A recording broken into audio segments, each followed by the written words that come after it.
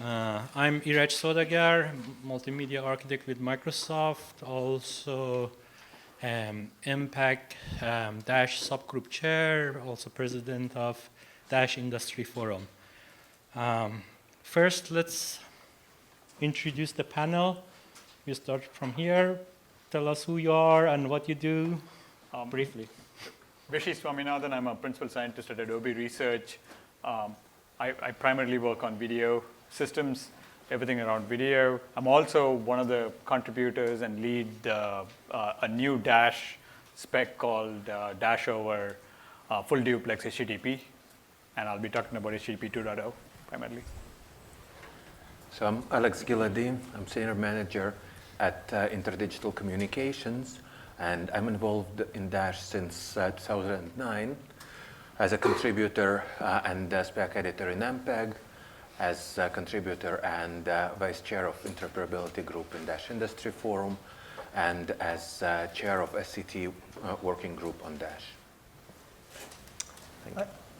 I'm David Agronoff. I'm a lead architect for Cable Labs.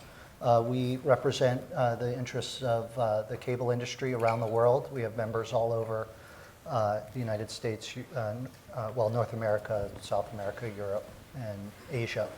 And I work on all kinds of video projects, both traditional video and IP video. So I'm here to talk about Dash from a cable perspective. Hello, my name is Stefan Leder. I'm CEO of Bitmovin. We actually deploy Dash systems today and have products in that field, and participated in the Dash standardization since the beginning and in the Dash GF, and somehow Dash addicted. Thank you very much. So the format today is that I will give very quick update where the standardization and consortia efforts are in 5 minutes. Then each panelist I will ask to talk about the area of interest, 5 to 6 minutes. Hopefully by finishing this presentations, we're going to have 15 minutes for questions and answers. Let me give you an update where Dash standardization are. As you know, the core standardization, the core spec standardization is done by MPEG, which is a subgroup of ISO IEC, JTC1, same group that developed all the codec standards.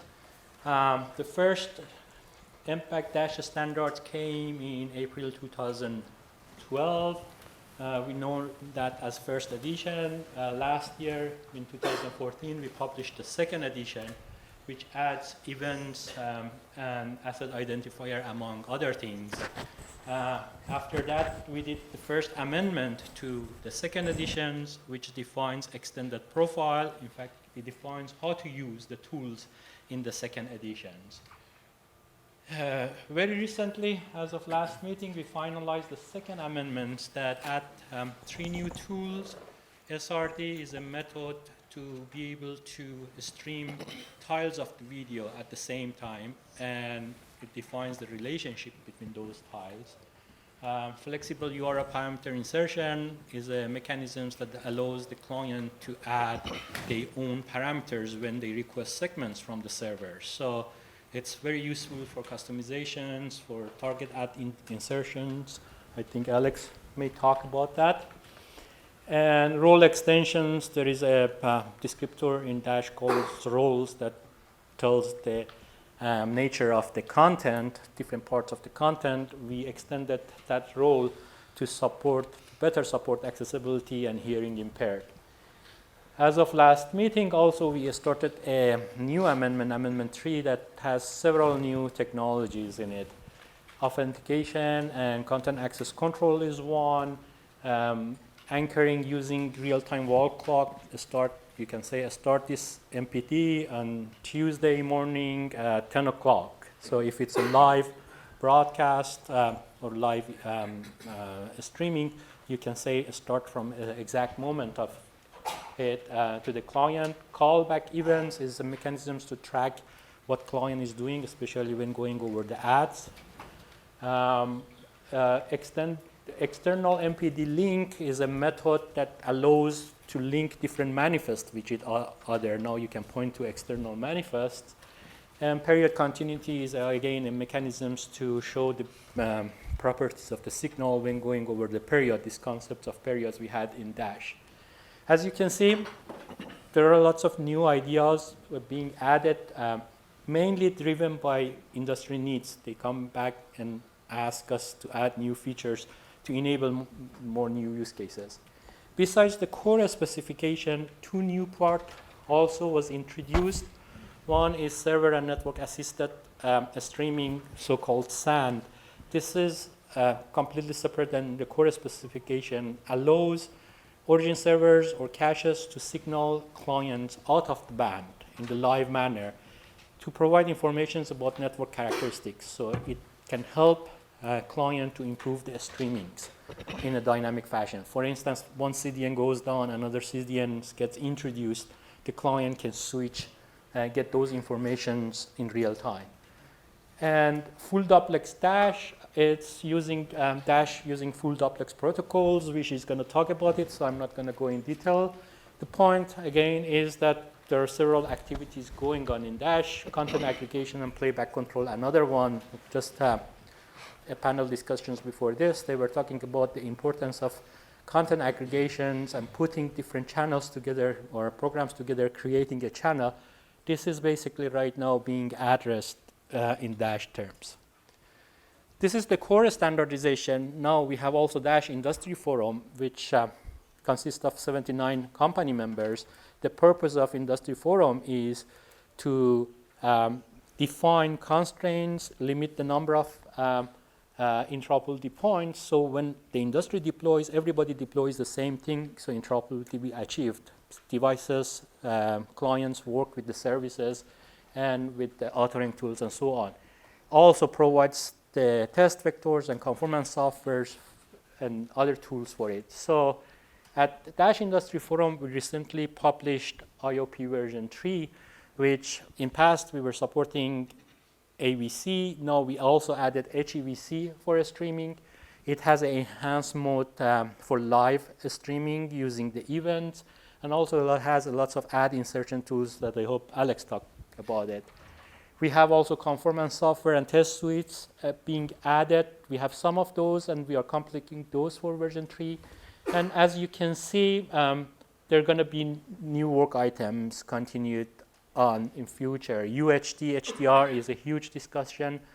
Object-based audio coding, AC4 and MPEG-H audio is being added, and several other projects. Tamper-proofing, basically making sure that the man in the middle cannot attack the streams. Authentication, similar to the work that's, or along the work is done in MPEG, and also content publishing guidelines. We also have the Dash.js projects, which is an open source JavaScript player. I encourage you guys, go to Jeff Tapper's talk this afternoon on the players. Part of that talk will cover Dash.js. So if you want to get more information, please go at dashif.org. The idea was for you guys to have an idea of what activity going on in terms of the standardization. Now I would like to ask each panel member to talk about one topic. The main thing is, what can we do with Dash that you cannot do with other streaming formats? Thanks, Siraj. So I'll talk about the full duplex protocols like HTTP 2.0 and WebSockets, that how Dash is going to use them in the next version, or as Siraj called it, Dash extensions. So normally, most of the streaming systems used to be push-based, so the server decides when to push media to the client. With the advent of HTTP streaming, and particularly Dash, we are in the pull-based media consumption. Pull implies high source variability. What that means is that typically in HTTP streaming systems, we have multiple proxy tiers, and at least some of the HTTP servers along the way is going to be pretty dumb in the sense that they don't understand enough about the media or the sessions. And of course, there's the edge termination, which means that the last mile network and the network upstream is going to be very different, that you cannot predict intelligent behavior from these systems. So the high source variability causes considerable issues, and one of them is the latency in the network itself, particularly for live video streams, and I'll get to that. However, the biggest advantage, if you could go back a slide, the biggest advantage in the pull-based systems is that they are highly scalable, and of course that's why we all love Dash, mainly because of the HTTP streaming systems and the fact that the total cost of delivering video has come down considerably. Now, can push make a comeback and still have the same benefits as pull-based systems? That precisely is what Dash. Oh, can you go back a couple of slides? John. I just did it. Yeah. That's precisely what Dash over FTH is looking into. The two technologies that it's looking into is HTTP2 and WebSockets, and I'll particularly talk about how Dash is planning to use some aspects of HTTP2 in the context of live latency. So we all know that one of the complaints is that online live video streams are to be charitable 30 seconds, but it's in reality it's 1 or 2 minutes behind broadcast cable and terrestrial TV. Now, this is particularly a problem when something happens and people actually tweet or send Facebook updates before the online viewers see it, and I hate it. I don't know about you guys, but it's a big problem. Now, so what we set out doing is that, just to give you an idea, in a lab environment where you don't have speed of light issues, you don't have really the network variabilities that come along the way, for something using HTTP 1.1 and even Dash is about, at the minimum it's about 18-second latency for consistent playback. With HTTP2 technologies, particularly a technology called server push in HTTP2, we can achieve latencies around 3 seconds, and we can further take it down if the network is fairly stable. So with that motivation, I'll talk a little more about what HTTP2 does. HTTP2 was finalized the beginning of the year, and it introduced something called server push. In this technology, what you can do is that when a client requests for a particular asset, the server has the ability to push more than just the asset. So it can actually push associated resources with it. So we used this technique for Dash segments and intelligently, to bring down the latency considerably for live events. Typically, when you have really small segments, there's a request explosion, but using HTTP2, we keep the request explosion and general compatibility issues under check, achieving really, really low latencies. So this is how a HTTP 1.1 system looks like. For every request, there is a response, or in other words, to get a response, you have to make a request.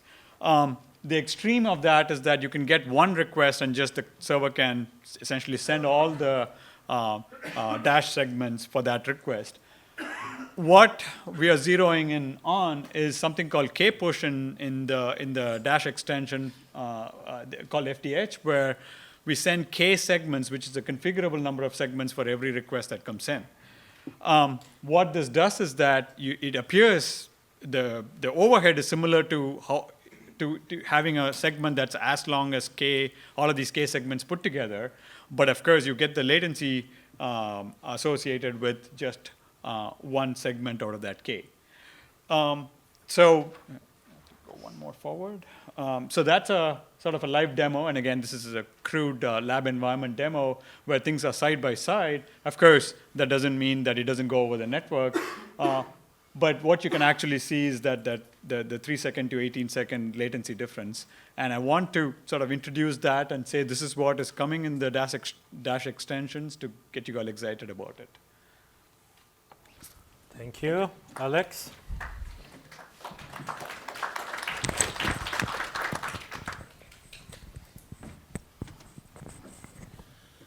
Okay, so in this talk, I wanted to go over the evolution of ad insertion support in Dash from the very beginning to the upcoming version 3.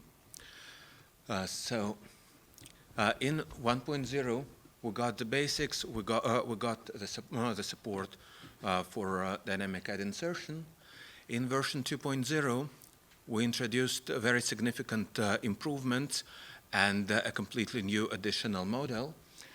And in the end, I'll provide a preview of upcoming attractions in 3.0.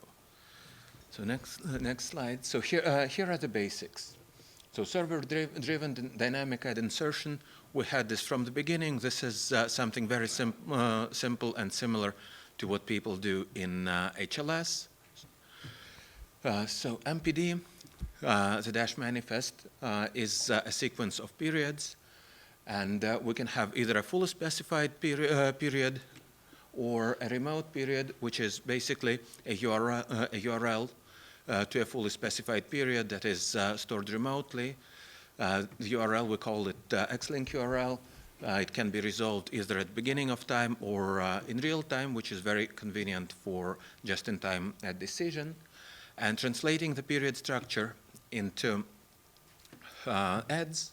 So the main content is just a sequence of periods, sometimes interspersed with periods belonging to ads. Now, ad break is a remote period. We want to make up a complete break out of ad spots on the fly and then return it.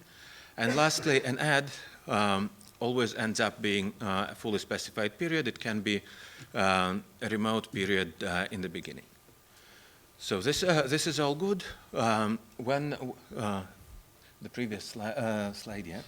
So this is all good when we have a system that is not live. In live, we have our ad break location known only a few seconds ahead of time. So we need to keep updating the MPD in order to have all the information in time. The next slide, please. And in 2.0, one of the main use cases that we addressed was efficient ad insertion. And we introduced three major things that are related. First of all, events, then asset identifiers that group periods by content, and lastly, we did a significant overhaul of Xlink.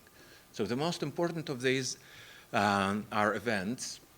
Events are timed messages, timed pieces of data that are embedded either in the media segments or into the MPD. We define several events that are handled by Dash clients, and the currently defined ones trigger MPD update. We have user-defined events that are basically a transport mechanism for application-specific messages, and we'll see how important these are as well. But let's start from a huge efficiency problem that we're solving with Dash events.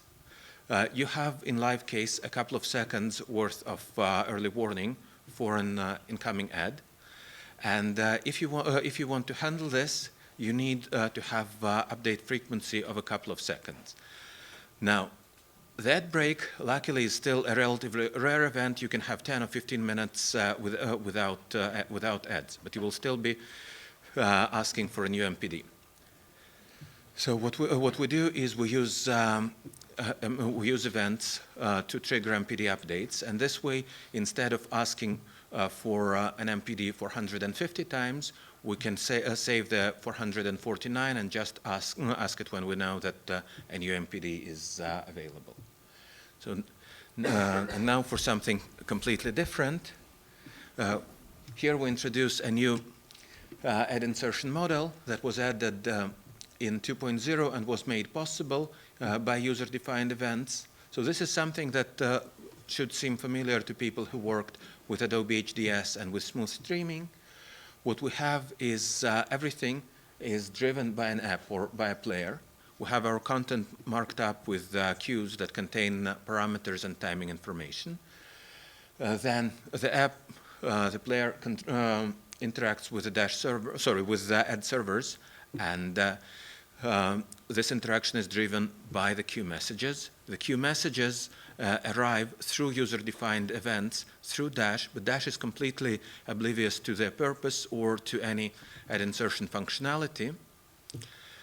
So that's the basics. It's a dual client system, and what we did as MPEG, we introduced user-defined events. What we did as -IF and SCT, we specified the use of SCT 35 for the purpose. This used to be a standard for all the cable world, and we ported it into the OTT world. So next is targeting. So the original 1.0 and 2.0 didn't have too much beyond implicit reliance on HTTP cookies. In terms of 3.0, we have two upcoming technologies that should make targeting easier. We already have a technology for inserting custom parameters into MPD and segment requests, which was already mentioned by Raj. And this is something that we can generate on the client side, or we can have something like client ID assigned by the server. Now, we also have an extension that is under consideration now that uses custom HTTP headers. So then, the next thing is actually getting paid. The previous two are not entirely getting us there. We need to report impressions to get paid, and we had no special provisions for this in 1.0. The simplest thing was to do logging at the CDN level. An interesting hack I've seen was use of remote period just in order to ping a tracking server and return an empty period. 2.0, again, user-defined events it helps us a lot. We're using IAB VAST, which has a vast amount of tracking functionality. We just embedded into the MPD using MPD events, and we rely on an external module that will work with it. The Dash client, again, is completely oblivious to this. And in 3.0, we realized that maybe we're requiring too much complexity. If you are using only a small subset of vast functionality, if you just want to say, here the ad has just started, or we're at 25%, or we just finished showing the ad, you don't need all the complexity. We just have a simple event that says, please issue HTTP GET to this URL at this time within the period, and completely forget about the return. So that's it as far as tracking is concerned. And since we're a little bit out of time, a brief summary. So we've seen that we have enough power tools to make interoperable ad insertion viable and efficient. So ad insertion is something like football. Everybody knows how to play it, but not everybody gets to the Champions League. We hope to get there. And we made a significant amount of improvements in 2.0, and 3.0 will be even better. So thank you. Thank you. And if people are interested how this really works, everybody is more than welcome to go to -if.org or to ask me after this session. Thank you, Alex. David? Thanks. So just go right to the next slide. I'm going to try to, in the spirit of Dash, I'm going to try to adapt my bit rate of my presentation within the time that we have. So I'm going to briefly, I'm going to talk about accessibility. It's really important for us in the cable industry because there's a lot of government regulation. There's a thing called Title VI, which sort of imposes some, in the United States, some standards about accessibility. And it could mean a lot of things to different people, but when I talk about it, I mean specifically captions for the hearing impaired, audio descriptions for the vision impaired, and for those who don't know, that's a special service where they actually insert descriptions of the action into the audio so that someone who can't actually see the television clearly can still know what's going on and follow the story. It's a great feature for those who have vision problems. And then also I'm going to include talking about subtitles. or dubbed audio for people who don't understand the native language of the content. I'm sure you're all familiar with that. So the next slide, some legacy limitations.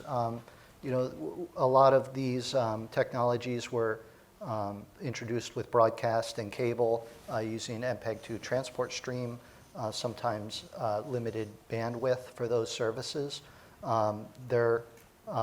Things like captions are decoded either at a television or at a set-top, so they're very static and they don't change very often because we're rolling out hardware that needs to accommodate for the technologies. The typical way to do captions, at least here in the United States, is with something called CEA 608 and then subsequently 708. CEA is Consumer Electronic Association, which governs how televisions are standards are introduced. And then audio is usually done, there's usually a primary audio track and a secondary audio program, which was great when you just had English and Spanish in the US, but then along came these video descriptions and they started repurposing the secondary audio for that. So sometimes you don't get what you expect. And then the last two are just our UI issues. They're not specifically addressed with video streaming, but any accessibility solution needs to take into account UI as well as the video itself. So what MPEG-DASH did is came up with this role descriptor. So every adaptation set, every set of content in Dash can have a role descriptor which describes what it does. And there's more than I show here. These are the ones specifically related to accessibility. So captions, like I said before, for the hearing impaired, subtitles for language variations. And I think in other countries, subtitle is used synonymously with caption, but in the US it's not. And then dubbed for audio translations. And then new, just introduced in the last MPEG meeting was a few more items, which is descriptions, which I already talked about. It's an audio format. Sign, which is, I'm not going to talk too much about it, but it's an additional piece of video that shows someone actually signing the text of the audio. And then enhanced audio intelligibility. This is for people who actually have slight hearing problems and they just need an audio track that may be more clear. The actual dialogue may be enhanced at the expense of maybe some of the special effects, the sound effects and music. So the next, some technologies for captions and subtitles in use. There's a variety and probably more than I have here. Like I mentioned, CEA 608 and or 708. W3C has something called TTML, which is used on the web. It's also, there's a profile of it called SMPTE time text. There's 3GPP time text, which is slightly different, and WebVTT, which is used with HLS quite a bit. In addition to CEA 608, I think they use that as well quite a bit. So here's basically how it works. Each one of these boxes on the left side is an adaptation set. It may have one or more representations of that content, but that adaptation set is separated for each language and for each role that particular content plays. So we can select a piece of video. In this case, we're selecting the main video. We're selecting the main audio, which in this case is English, and we happen to be using a text track which has captions, which are also English in this case for this particular configuration. The next slide has a different configuration, and here all we did was select through an application. Here we asked for the audio with the descriptions in place, also in English, and we changed it up to use the captions in Spanish. So actually those should have been subtitles in Spanish. But the point is that the application should, just like with a television today or a set-top box, should allow you to select these different features and hopefully even remember your preferences and have those built in. And then the Dash MPD will let you identify which segments contain those attributes. The next piece is the slight variant in how CEA 608, 708 captions are handled, and it makes it a little awkward because they're actually embedded in the video itself when you use 608 or 708. There's a place in the picture data where that caption is embedded, so it won't come through in a Dash presentation as a separate text representation. It'll just be part of the video. So in this case, we need to be able to identify and select the appropriate closed caption track. So the last slide here shows that we we use an accessibility descriptor in addition to the role descriptor. So the role descriptor will say we have video, but this accessibility video descriptor will specify that there is indeed 608 or 708 captions. There could be up to 4 608 channels or 16 708 services. They just have different terminology. And there will be a language mapping so that an application would be able to look at that descriptor and select the appropriate language without having to make the user try each one and guess. And so that's all I had to say about accessibility. Thank you, David. And last but not least, Stefan. Yes, welcome.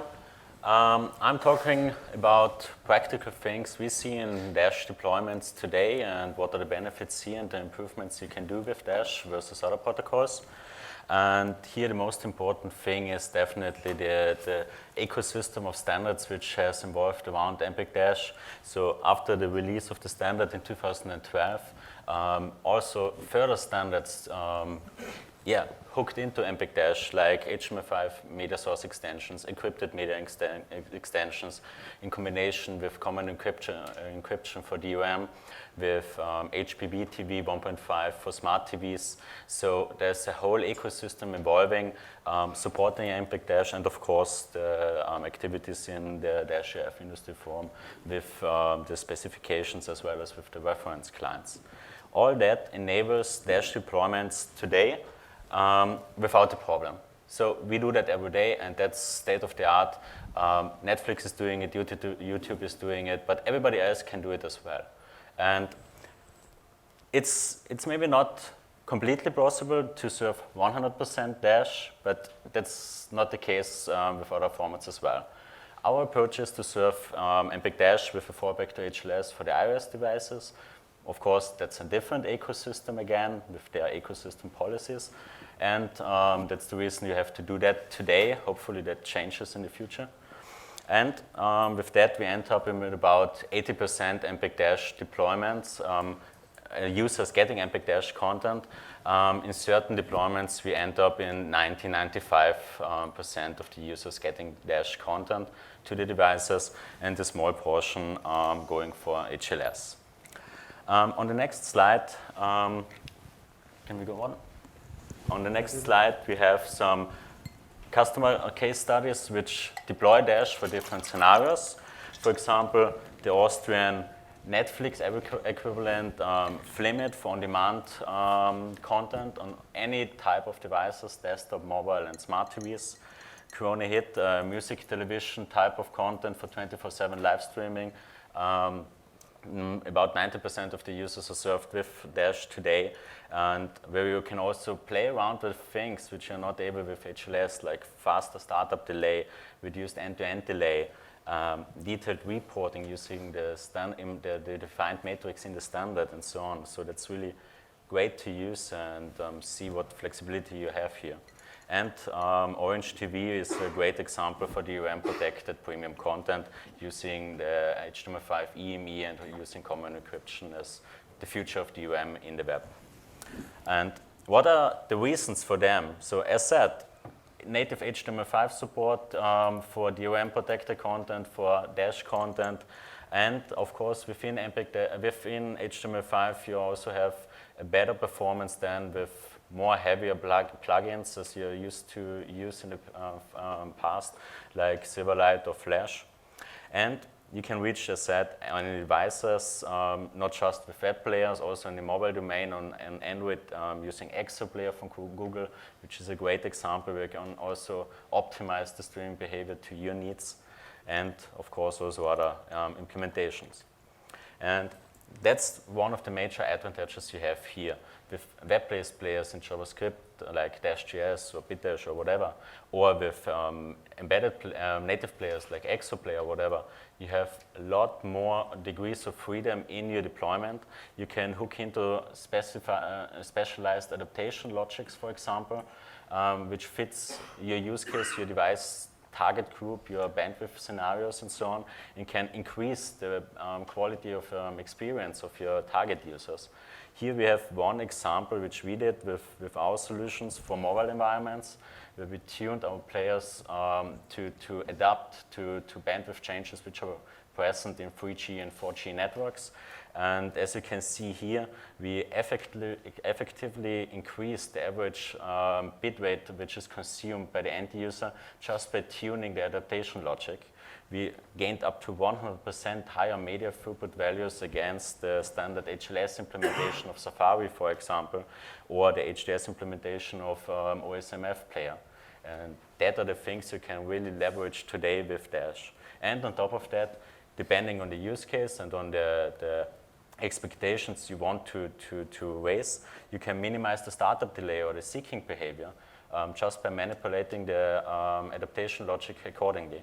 The same applies for stream switching. Here we can end up in 80 milliseconds of switching delay or startup delay until the first frame is presented to the user.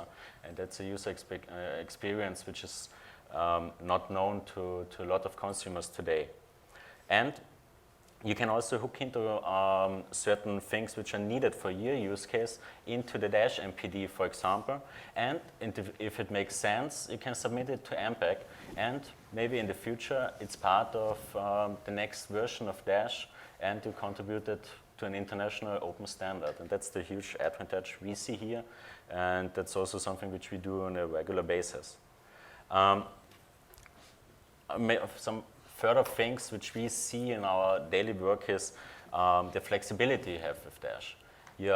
As David said, you have the flexibility to have closed captions, subtitles, and assemble them as needed to the user context.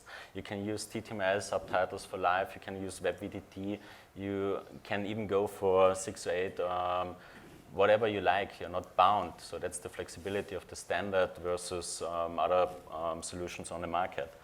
Of course, it's platform independent. You can also always fall back to other solutions, progressive. You can fall back to smooth streaming on browsers which not yet are there, which we frequently see today, especially in the DM field. And in the end, the user gets a higher degree of freedom in selecting the content which he wants or she wants by providing it in the user interface. You see it with YouTube today, and you see it with Netflix today, but also smaller services can make use of that. And also here you can see some things you can do better in Dash, and like we did this add label attribute in the MPD, and we recently submitted it to the standardization, and maybe in the future it's integrated in future versions. Again, a great example of an open standard. And it enables also the roadmap to 4K and UHD with additional adaptation sets and additional representations for these different resolutions, and in particular for the transition towards HEVC. That's something which is in the standard and which is supported out of the box, and where you can deploy these two types of codecs today and serve it to the devices which are capable, and fall back to AVC for those devices which are not there yet. And as said, best practices are the best thing for standardization. Participate in the activities in MPEG, in the Dash Industry Forum, in W3C for the HTML5 EME specification, and it's open for everybody, and feel free to participate. Thanks. Thank you very much. So we talked a lot. It's time for question answers. Any questions from audience? Yes, please. A question about the HTTP push stuff, what you talked about as far as the latency improvements are concerned.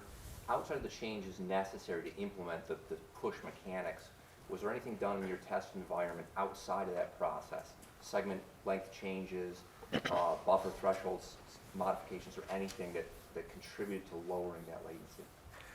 Segment changes, yes. Vishy, Segment length, okay. before Oh, sorry. answering, let me repeat the question so people on the recording can also hear. So what changes is required to support HTTP 2.0 push in the standards in terms of the segment durations, any type of signaling, any changes of the standard? So there was, of course, the segment duration change, which is what is key advantage of using something like using server push is that you can actually take the number of take the segment durations really small, and that doesn't affect the number of requests you get. The comparisons, we did a study on the comparisons where tried to were reported, for even number of requests, what is the latency improvement? And the buffers sizes also typically depends on the network and how smooth your network is. That you can do some analysis and figure it out. Those were done outside of the outside of what's in the standard itself, because Dash doesn't specify that. But it was done for both the techniques. It's not just for the server push part. Very good, thank you. Questions? Yes, please. The length of the segments, are they standardized, or are they something that can be scalable depending on the bandwidth? Are the lengths of the segments or standardized in the case of HTTP 2.0 or overall? Overall. Overall. On the Dash standard, the length of the segments, are they standardized or it can be anything? Anybody who wants to answer? I can take Yes. that one. They're not standardized, so you can do whatever you want depending on your target use case.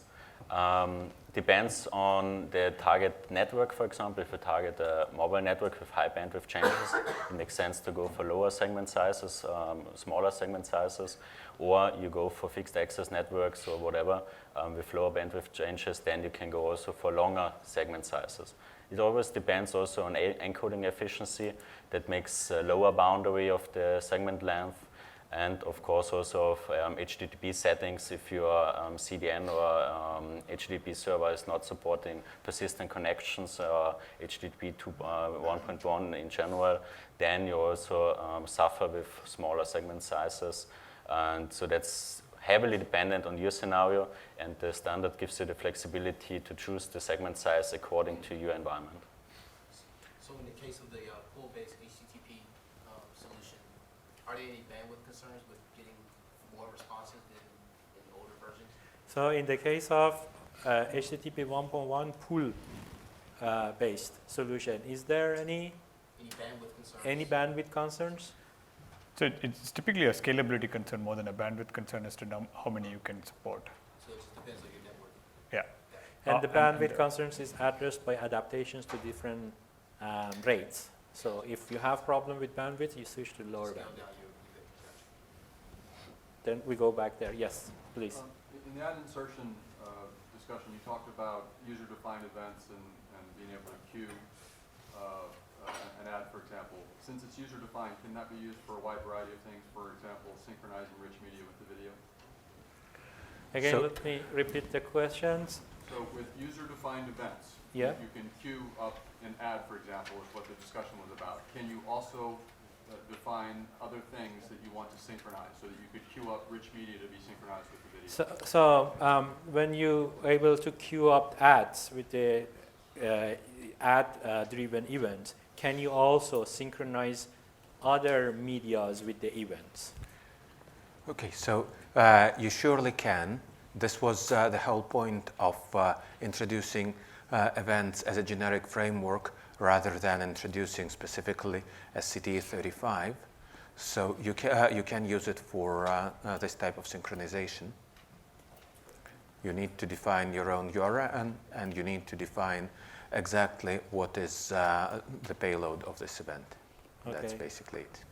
Here. I would like to add to this question. When you mentioned same time you talked about these are defined by the key points.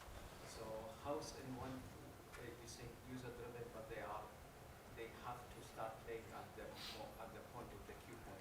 So the question is user-driven ads versus signaling ads to start at cue points. How this works with each other? This works perfectly well. Ads are never inserted at random. So from the very beginning, when you prepare your content, you have exact places where you can insert ads. So let's take a football game example. There is the break. This is the only place where you can insert ads. You don't want to insert it in the middle of the game.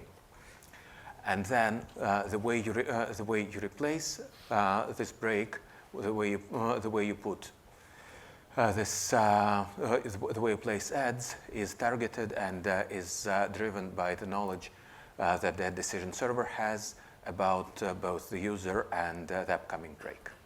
So does this answer the question? Thank you. Okay, next question. For the HTTP2, is there recommended tools to start looking at how those new protocols work? Or is it really custom things that are only being done in an isolated lab? So for HTTP 2.0 support, is there any recommended tools to use, or are they developed and designed customly in the lab? Most of our tools are custom, but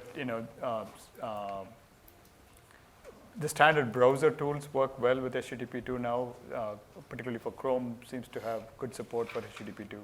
So the client tools, you could use the standard developer mode in browsers. Are you asking whether HTTP 2.0 is being widely supported by commercial browsers?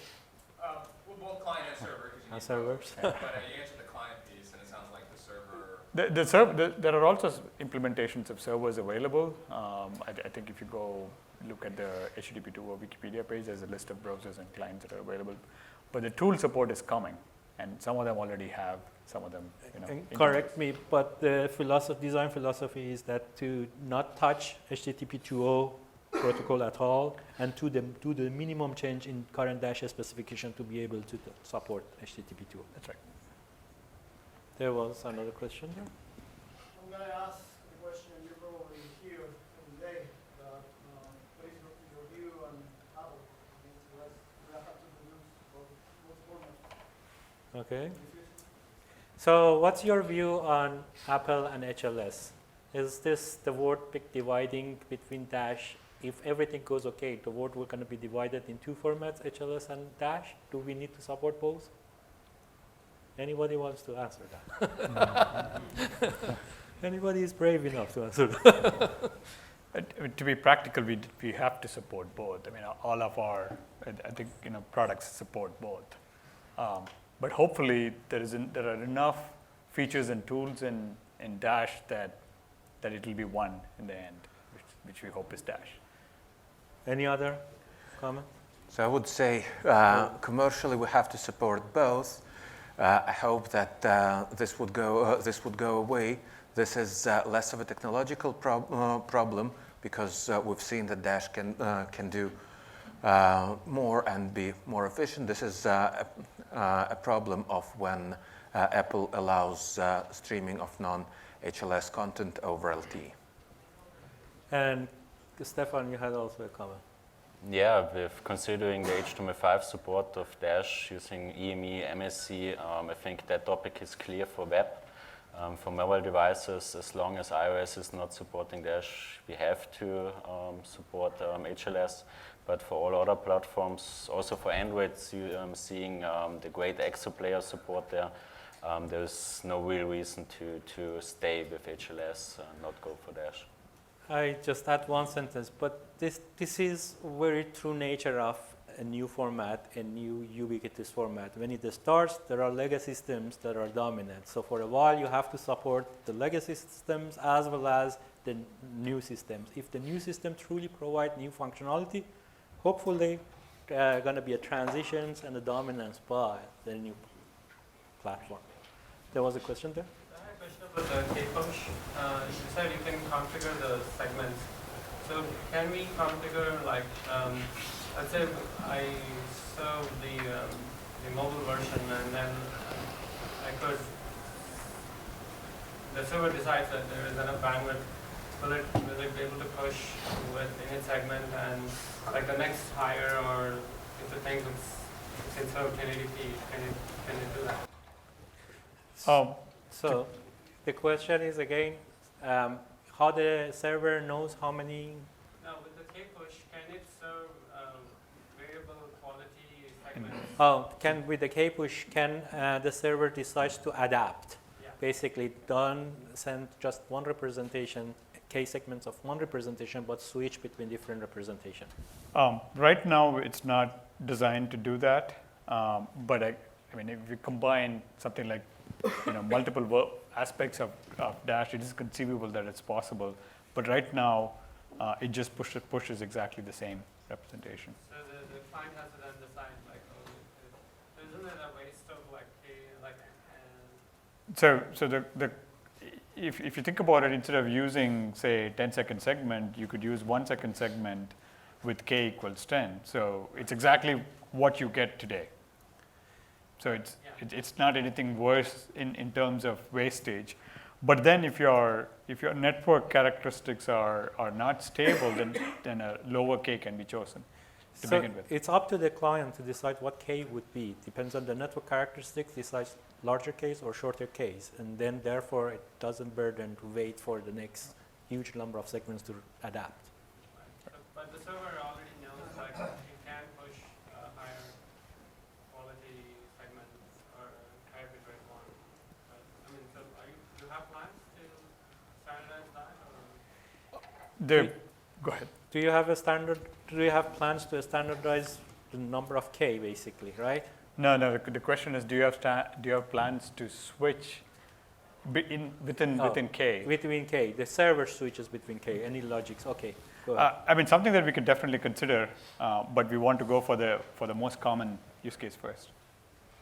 Any other questions? We are beyond the time. But Jeff, since you are been involved, ask also the last question. On HTTP 2, does the server know how long it takes to push the segments to the client? How long in HTTP 2 though? In order to do the adapting that was being asked about here, for this, the server would need to know how long it took to deliver those segments. Can server monitors the I bandwidth don't know how the server in would possibly HTTP 2? know that in order to make that adaptation possible. Without the client With the client, yes. There is no RTSP. There is no RTCP. Right, so I'm not sure that his question is, or his thing is feasible Practical. based on that. Anyway, so it's we passed our time. If anybody is interested, they can come and ask question here. Also at 6 o'clock, we're going to gather down in the bar here. If people are interested, they can join us and have a drink with us and ask more questions. Thank you very much. Thank you.